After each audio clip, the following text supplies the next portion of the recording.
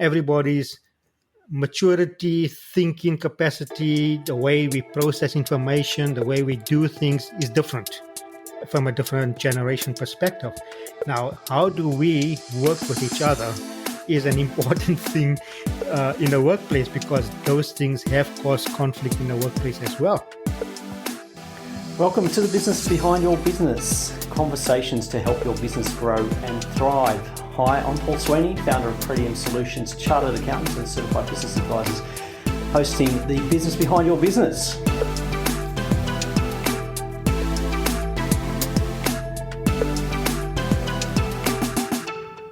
Welcome to the Business Behind Your Business, and today we're exploring this situation that's now become, I guess, more normal, or the new normal, as people are loving to call it, where we have working from home becoming more and more acceptable, and less people working from an office environment with close interactions with their colleagues. So we now have this working from home. So we see this more distant, more independent, probably less socially engaged, or even maybe more socially engaged, depending on the company you're working for. But we have this situation of working from home. Now, one of the issues that's come up quite regularly is this whole idea of how do you manage your remote workforce, and how do you maintain that they are actually engaged and able to continue to give their best to your business, their best while they're working from home in that environment with all the distractions. And this idea of emotionally intelligent employees is become it's more of a hot topic at the moment as well, when we look at how we keep our employees engaged and how we interact with them on a day-to-day basis in this remote environment. And look, to help us explore that, we've got Raj Nathoo from Keystone Active Learning here today. So, Raj, welcome back to the podcast. Thank you, Paul. Yeah, it's a pleasure to be back again with you. That's great. So last time we had a great conversation. So I encourage you to go back and check out that episode as well. If you've missed any of our previous episodes, then subscribe or follow us in your favorite podcast player, and you'll be able to see the backlist or the back library of episodes that we've already discussed, and you'll be able to catch up on Raj's previous conversation with us. But this whole idea, Raj, of emotional intelligence, so we've got people who are knowledgeable, they're intelligent, we've hired them for particular skills that they've got, but getting successful outcomes from employees in a remote environment where we don't have that day-to-day social engagement or interaction is becoming a tricky situation and needs some careful management. So there must be a set of skills that would help in getting the best outcomes, getting the best relationships with your employees in this remote environment. And look, I think we call this emotional intelligence, but I think that's one of those phrases that people are throwing out there without fully understanding what they are actually referring to. So can you give us a bit of a background what we mean when we're talking about emotional intelligence? Yeah, sure. Thanks, Paul. Look, emotional intelligence, in fact, in itself is a skill set that is looked upon today as very important for workplace success. And it's made up of a few factors that we now have collectively called emotional intelligence. But just to give a bit about context and history on emotional intelligence. So it first came to the fore when, Peter Salovey and John Mayer back in the 90s, they first introduced this concept called emotional intelligence. But nothing happened with that after that until 1995, around about there, when Daniel Goleman published this article in the Harvard Business Review called Emotional Intelligence and Why It Matters More Than Your IQ. And to date, 25 years later almost, that article is still one of the most downloaded articles on the Harvard Business Review. Imagine. So over the years, more and more organizations have taken on to this concept of emotional intelligence. And to give it some kind of definition, emotional intelligence is defined as our capacity to be aware of, control, and express our own emotion, and how we use that emotion during our interpersonal relationships, so that we come across empathetically with understanding. So basically, emotional intelligence is made up of these 5 skills or components. Your self-awareness, that is your ability to recognize your own personal emotions and the triggers, your emotional triggers and your limitations. So that's number 1. Number 2 is your self-regulation, the ability to manage emotions so that you don't have a negative effect on other people. The third one is motivation. This is the inner drive that you have, the personal joy that you experience during and whenever you accomplish something. The fourth one is empathy, the ability to recognize, understand, and experience the emotions of another person, which is totally different to sympathy. And the last one is your social skills, which is critically important. The ability to interact, negotiate, and work with other people so that you can find the best way forward. There's a quote that goes around which is quite popular, and it says, "Your IQ will get your foot in the door, but your EQ will get you promoted." Or another quote that goes around quite popular is, "Your IQ gets you through school, but your EQ gets you through your life." EQ being your emotional intelligence. So basically that is emotional intelligence. And I think, given what we're experiencing working from home and working in distance from our Yeah, colleagues, from our managers, our business owners, there is, I guess, a greater need to be aware of these things. So there's yeah, a couple of things, like you mentioned that list there, and I'm thinking these whole idea of what are the triggers. We've yeah, got a lot of triggers which are beyond our control at the moment, and we can't yeah, control. So we've another hotspot's developed, and we've got a lockdown coming up. And how do we respond? We have to adjust our yeah, process and managing our emotional response to that, particularly when we're yeah, interacting with our colleagues, our employees, our customers. yeah, Um, and empathy is becoming a big one because we are dealing with employees and suppliers and customers who their situation, there's loss, yeah, grief, despair in a lot yeah, of cases. So how do we deal with that in an empathetic way? yeah, And this is really a challenge for a lot of people. I know there's been some criticism of business leaders in the past for being really distant oh and yeah, treating employees quite harshly and yeah, without any empathy. yeah, Is a real challenge, I think, in a remote environment where we're not having that face to face and you can't yeah. see the day to day what's going on with the employee. So That's right. Yeah, you're not seeing those obvious signs. So how does this going to apply to a manager or a business owner managing a remote workforce in this situation? yeah. No, it's actually you hit the nail on the head in a sense there, Paul. It's strangely enough, just a couple of weeks ago, I was doing some training with a financial services organization, and this whole issue of emotional triggers came up.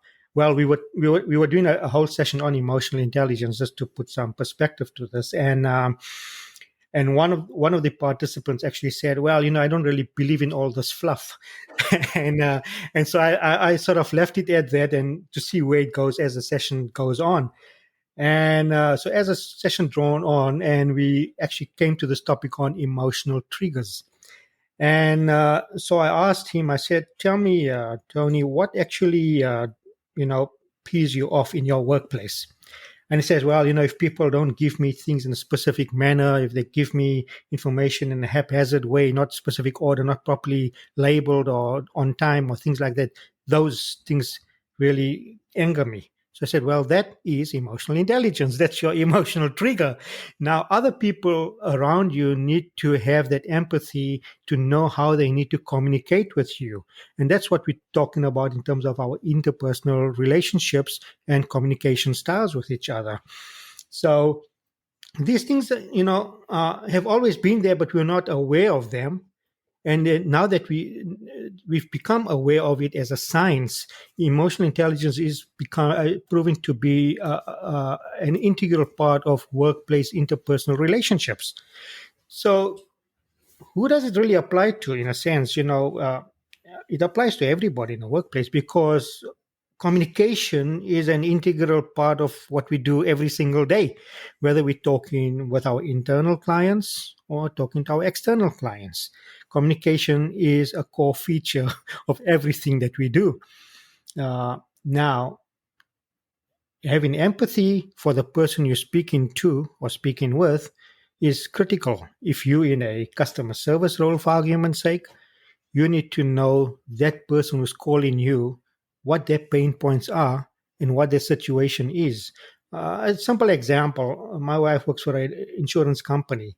And if a client calls in to put in a claim, given, say, for instance, the floods that are taking place, as a customer service consultant, you've got to have a high level of empathy to understand that person's distress and stress that they're going through at the moment.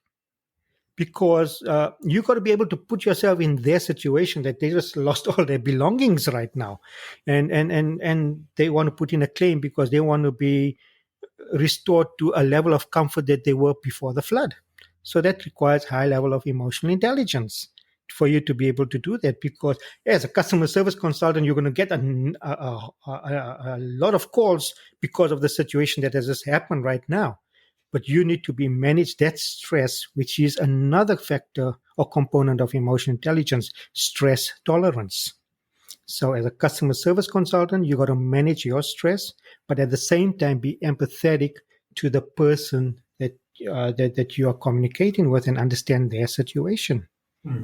So the situation you've just discussed about the insurance claims, particularly at the moment with the stressful situations a lot of people are under, is that something that organisations don't do enough training for? Don't spend enough time or invest in new employees when they're coming on board to the organisation? They don't invest that time in training them how to be empathetic, how to understand their customer, how to understand the social or the triggers that those people are coming through. Is that a problem for organisations? Yeah, sadly in Australia, organizations have not widely adopted the science of using emotional intelligence when they recruiting people, or when they're trying to identify where the gaps are within their current team or staff or employees. In the USA, who obviously they are the forefront of this, organizations such as MetLife, even the United States Air Force, L'Oreal, Revlon, these organizations have used it extensively in their recruitment phase. So take MetLife, which is the world's largest life insurer. They use it at the recruitment phase where they, say, for instance, brokers.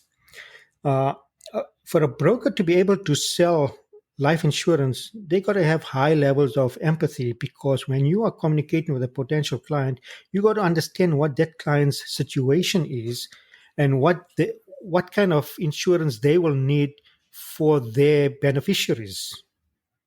Because once a purchaser has bought the insurance policy and they pass on, they're trying to make sure that the people that are going to benefit from that insurance policy are going to have a degree or level of comfort that they would like them to have, right? So as a broker, insurance broker selling this policy, you got to be patient, understanding, and empathetic to those particular clients' needs.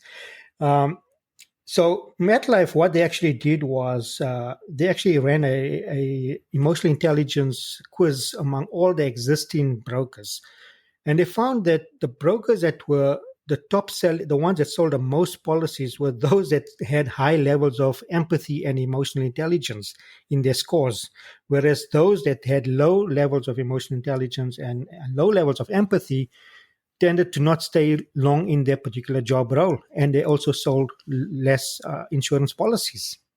So, that's just one example. I mean, the United States Air Force is another phenomenal case study where they saved millions of dollars in their recruitment simply by using emotional intelligence as a factor as part of the recruitment phase. So there's a financial side to this as well. So you just hinted on the dollars saved by getting your recruitment right, by not having that churn in employees. Yeah. And employee turnover is a big cost to businesses everywhere. Oh, yeah. Huge cost as a percentage of your overall costs and your revenue. Yeah.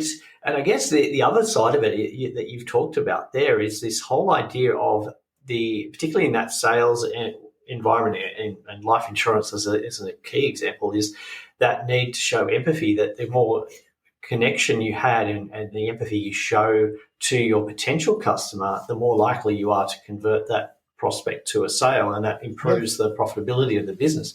But look, I think there are plenty of other business examples where we're not dealing with such a sensitive topic as insurance or defence. But you look at somebody, give an example, say of a tradesman, when somebody rings up and they have something urgently needing fixing in their house. There's a couple of different ways that you can respond to that phone call. In fact, the thing with tradies also is that they have to also know that every job that comes to them may not be a job that they can actually do, and they might need to actually refer that job to someone else who's also maybe a better expert, or maybe they're not capable of doing it right now simply because they are inundated with work and they can't cope. So they need to know how to say no. But I think the higher level of emotional intelligence comes about when you actually tell that client, I'm sorry, I can't do it, but I can refer you to Paul, who may be available right now, and these are these contact details. And a classic example of that would be back in the USA, again, a company called Zappos, who is the world's largest online shoe retailer. And the Zappos call center have this policy of engaging with clients in a friendly, happy way. And happiness is another factor of emotional intelligence. And one particular case study from Zappos is that when the CEO, who's late now, but the CEO was actually in New York for a conference, and late at night they headed back to the hotel room, and they were hungry after quite a few drinks, closer to midnight or maybe even beyond midnight. And he called the desk downstairs and said, "We want to order room service." And they said, "No, we don't have room service at this hour of the night." So he said, "Well, can't you recommend a place where we can find food?" And so she said, "No." And he said, "Well, our call center is in Las Vegas.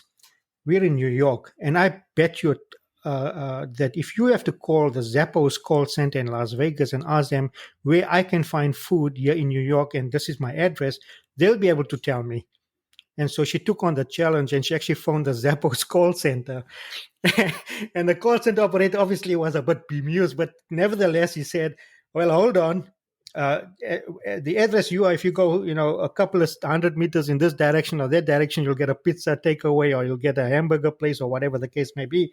But he was able to tell her from Las Vegas where to go to find food. And yet she's in New York, and she couldn't do that for her own patron in that hotel.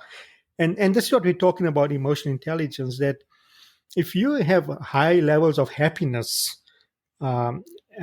which leads on to emotional intelligence, you're going to come across as positive to your client, as optimistic to your client. And so you may not get that business from the client at that particular time, or potential client, but the fact that you've actually referred them to someone else, that wins you a high level of credibility and trust with that person. And they'll probably come back to you in future if they need help, where you can actually offer them that particular help. And that raises a few other things there, Raj. So obviously that employee that was unhelpful wouldn't be doing their prospects of getting promoted in their current role any help through that, particularly when I know hotels get a lot of get feedback from customers about how was your experience. Exactly. But the other side of it there is you've got this issue about how do you make sure that you hire the right employees who are engaged and adopt the values of your business, the values of your culture.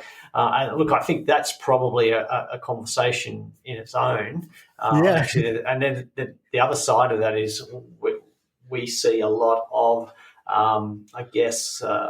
some friction between different generations of employer and employee, Yeah. and that managing that cycle, that intergenerational Yeah. conflict is something that a lot of business owners struggle with. I know your colleague Rita Yeah. Mora has some good advice in that aspect, and we're hoping Yeah. to talk to Rita soon about that. So, but just coming Yeah. back to this whole idea, like we think that as an employee that my actions are not that well, they don't matter at Mm. times, but really they do.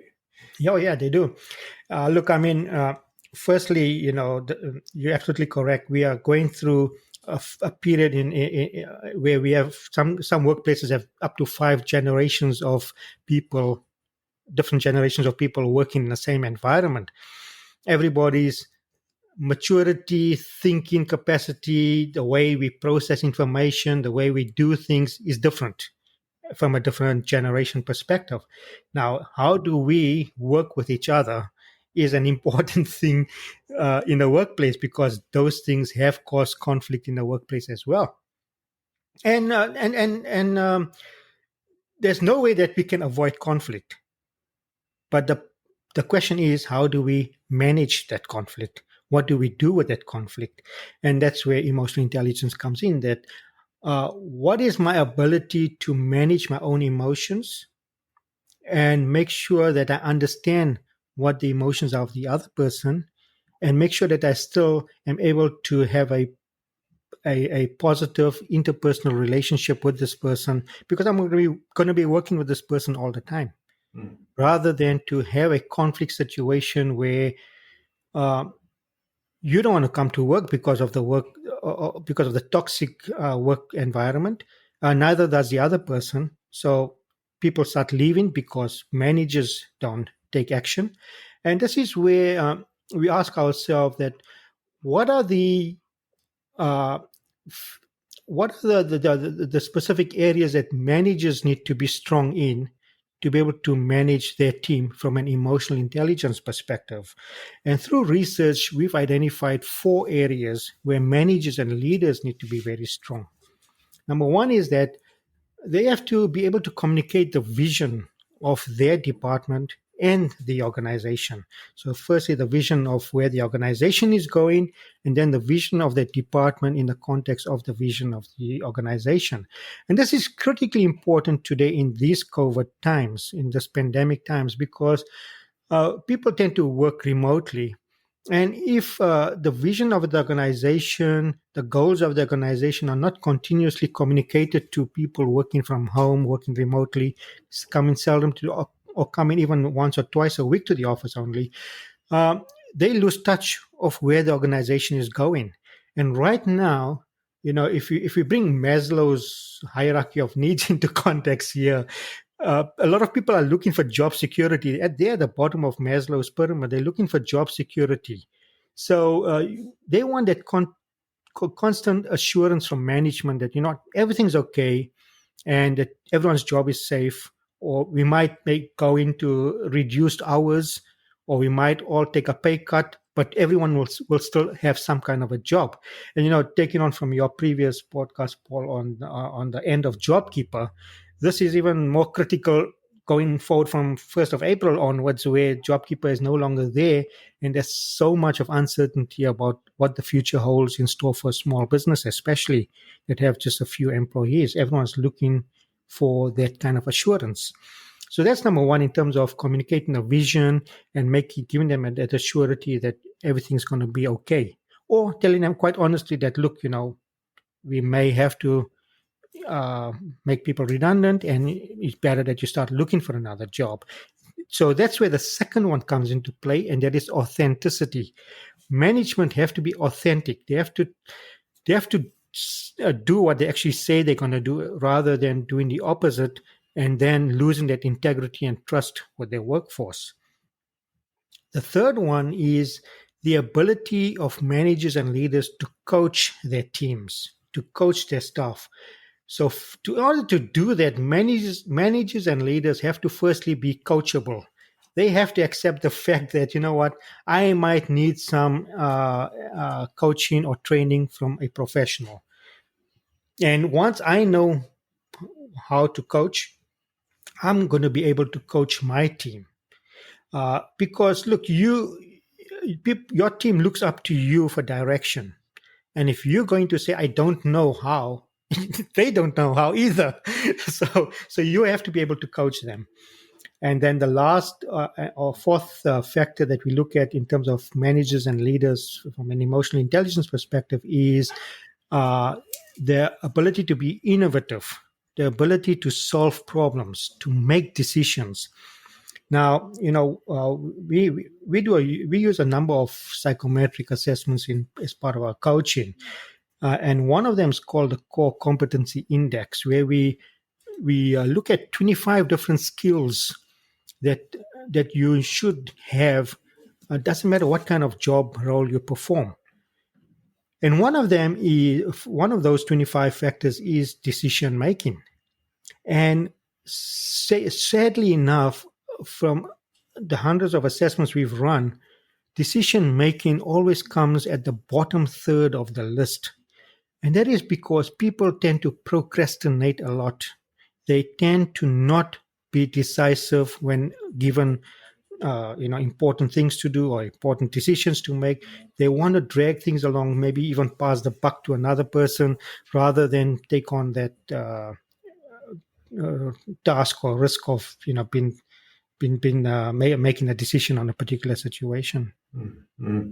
So look, it's not emotional intelligence is not really a skill that's taught through. It doesn't seem to be taught through the school system or the university system. But No. Is it teachable? Is it something that a new employee can learn, or an old employee, an old business leader, can they still learn at this stage? Yeah. On the first part of your question, definitely emotional intelligence is not taught certainly not at a school level and definitely not in a university level. The great thing about emotional intelligence is that it's gaining more and more popularity. So the Australian Skills Authority have actually introduced emotional intelligence as part of their Diploma of Leadership and Management course. So emotional intelligence is a core unit in that particular diploma. Universities are starting to talk about it, and they have, I've seen instances where professionals have gone to talk to students about emotional intelligence, but no one's gone to the extent of actually getting individuals to score their own level of emotional intelligence and let them understand that, okay, these are my strengths, these are my gaps, and these are the things I need to do to strengthen them. So emotional intelligence is definitely learnable, to answer the second part of your question. But it's important that you first sort of identify where am I strong or weak at. And there are a couple of telltale signs of gaps of emotional intelligence. Certain things like constantly criticizing other people for their mistakes, or refusing to accept personal responsibility for your own errors, or always playing the role of the victim rather than being a victor and taking responsibility and accountability.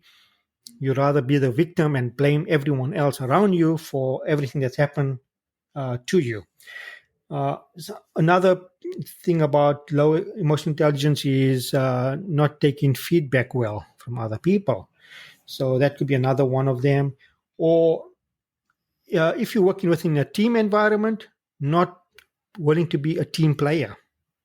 That's another identifier of low emotional intelligence. So, and then how do we overcome these? Well, one of these is, firstly, if you do the quiz, then you identify those areas where you need actual training on. And a quiz is simple. It's a simple quiz. It just takes 30 minutes, but it gives you a wealth of information about yourself in detail that gets you to focus on those areas where you need actual attention. And those are the things that will actually drive your career to another level. So things like paying attention to your behavior and becoming more self-aware of triggers that actually cause you to become a bit more upset or angry, and how you can manage those triggers in a better way. how to react in a more positive way, in a way as well, how to put yourself in another person's shoes as well when you communicating with them, to think before you act, in a way, and to be more self-aware of your feelings when you're speaking to other people, so that you come across in a positive way. There's a platinum rule of communication, and that is that to communicate with other people the way they would like you to communicate with them. And this platinum rule surpasses the golden rule, which is treat other people the way you would like to be treated. That's no longer what the way we should be communicating. We should be communicating in the way other people would like us to communicate with them. Mm-hmm. There's some powerful stuff there, Raj. So just recapping on what we've been talking about, we've explored what emotional intelligence is, and we've looked at how it applies to pretty much everybody in your organisation.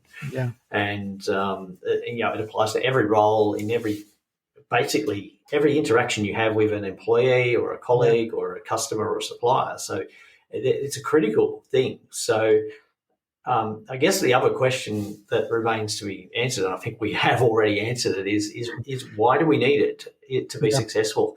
And I think you've given some good examples already, but you just want to cap up for that. And before I answer that question, I'll actually, because you said it applies to various roles, I actually just jotted down on a piece of paper quickly a couple of roles with 5 emotional intelligence factors for each of those roles that are critical for you to be successful in that role. And the first one I've written down, Paul, is for you as an accountant. So the 5 emotional intelligence factors that you need to be successful as an accountant are problem solving, interpersonal relationships, happiness, self-regard, and emotional self-awareness. If you're a financial advisor, the 5 emotional intelligence factors that you'll need are assertiveness, interpersonal relations, problem solving, happiness, and empathy.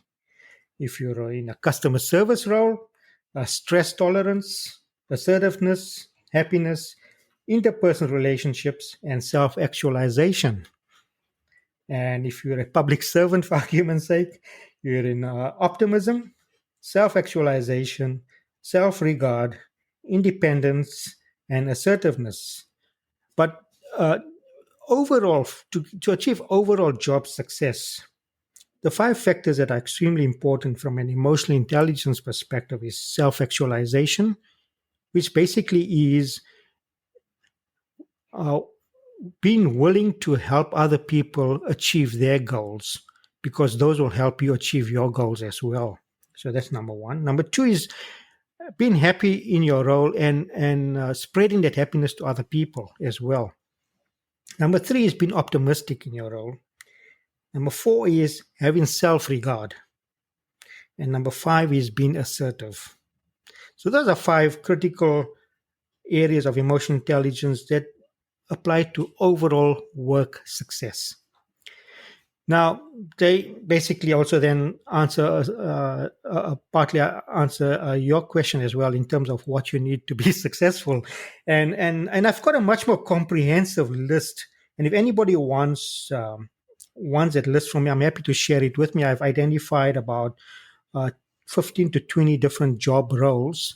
And for each of those roles, I've identified 5 emotional intelligence factors that apply to each of those job roles. And I'm happy to share that with anyone. You can call me on 0431 055 949, and I'll email that list to you once you give me a call. That'd be great. So, Raj, we'll put a link to that where they can contact you to get that list in our show notes. But we might also put a link to some of the other resources that we've discussed. So that article by Harvard Business Review. Yeah. And also you mentioned the core competency quiz. Is that available through the Keystone website?